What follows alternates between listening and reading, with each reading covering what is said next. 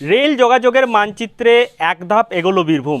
বীরভূমের Suri rail station থেকে রাজনগর, রাজনগর থেকে বক্রেশ্বর, বক্রেশ্বর হয়ে ঝাড়খণ্ডের নলা।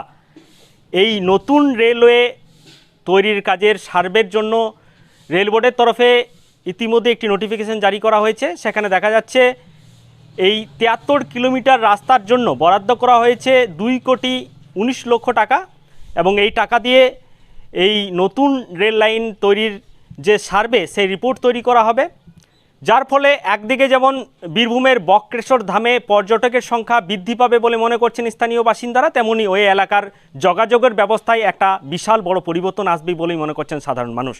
স্বভাবতই এই রাস্তা বা এই রেলপথ তৈরি হলে এলাকার মানুষের একদিকে যেমন সুবিধা হবে, পর্যটকের সংখ্যা বৃদ্ধি পাবে, তেমনি বীরভূমের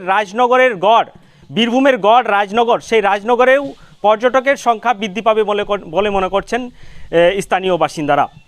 তবে দেখার বিষয় রয়েছে এখন এই রেলপথ কতদিনে বাস্তবায়িত হয়।